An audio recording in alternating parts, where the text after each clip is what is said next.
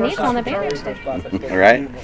I was just kind of looking at what Stephen Coots has brought to you guys this season, and what, I mean, has he meant for, you know, the special teams and helping the offense in particular? I mean, I think we wouldn't be where we are, and I think everybody to a man would tell you that on this football team if Stephen wasn't here. And obviously, you know, we were anticipating that he would be able to add that to us last year.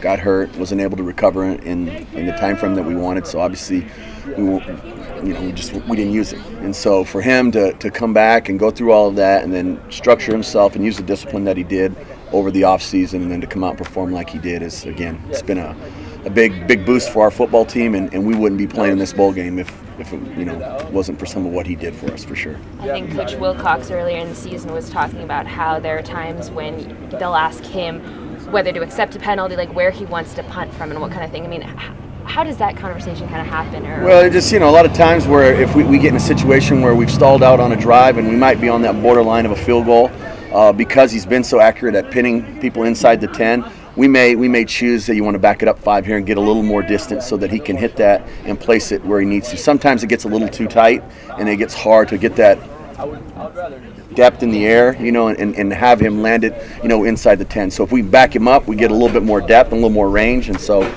it's kind of his call. But we've kind of got an idea now where his strong suit is in that area. How about directional? Is he? He can. I mean, you can see his directions have been great. He's over 80% in terms of efficiency when we talk about direction.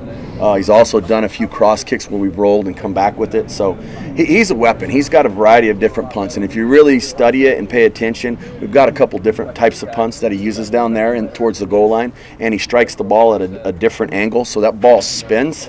And so when guys tip to catch it, it's not coming down like a typical punt, whether it be, you know, Australian punt or a normal punt. It's different in its rotation. It's spinning counterclockwise or clockwise, depending on what side of the field we're on. So when guys see that ball coming down, a lot of times they panic because they're not used to seeing the rotation on that, and they just get away. So he's got quite a bit of tricks in his bag, and we're very fortunate to have him. Is it weird kind of talking about a punter as a weapon? I think Coach Wilcox used that phrase earlier. I don't know if you ever really want to say your punter's a weapon. You know, you're really not want to use him, right? Right. But he is. I mean, you know, and so obviously in the game, and especially you know, as strong as we've been defensively this year, you know, there's been times that, hey, we've really had to let's work the field position here, and so, you know, he's just another piece of that, and it's been awesome for us, for sure.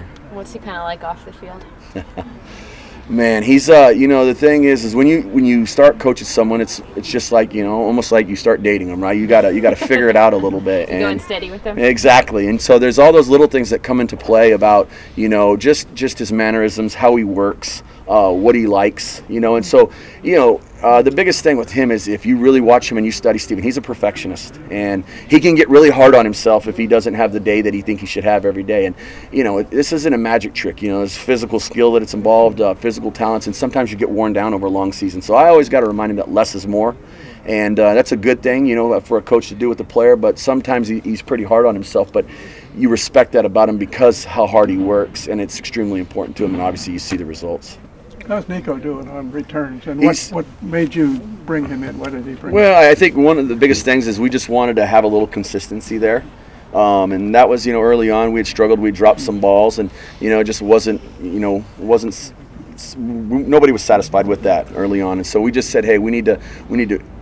Before you can be a great return guy, you have to catch the ball, and so that was the biggest thing for us, was that we wanted somebody back there that could catch the ball, and he's grown into that role. And he's getting better every day. You guys weren't going to let him go out there at the end of practice? Nah, I think that'd be a little bit unfair. Him versus Ashton, you know. Right? Yeah. Do you have any strawberries? Thanks, Good. guys. Thank you, guys.